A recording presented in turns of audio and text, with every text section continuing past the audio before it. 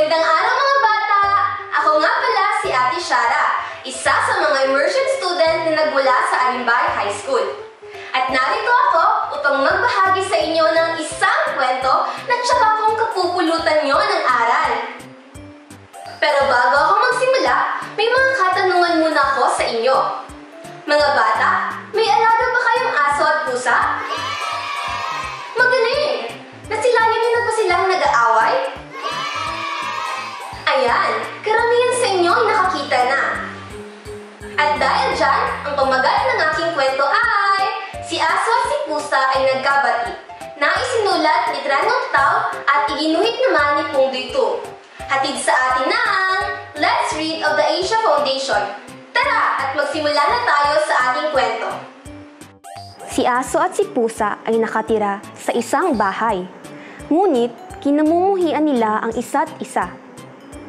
Ipinagmamalaki ni pusa ang kanyang matatalas na kuko.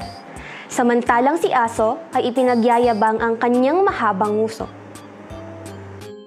Wala sa kanilang dalawa ang nais magpakumbaba o magbigay, habang tahimik na lumilipas ang panahon.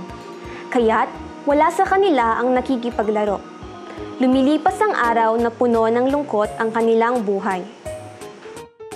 Sawang-sawa na sila sa pag-aaway. Sina aso at pusa ay nagkasundo upang magkabati na.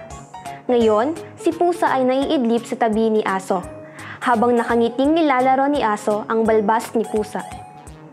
At dyan nagtatapos ang ating kwento ngayong araw. Katulad sa kwento, dapat marunong tayong magpaumanhin o magpatawad sa nakakaaway natin o sa mga hindi natin bati.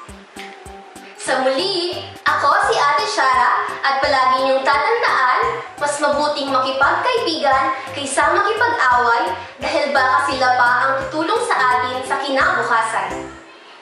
Kaya huwag kakalimutan na mag-follow, like, and subscribe sa aming Facebook page at YouTube channel para sa iba pang kwento na kapupulutan nyo ng aral.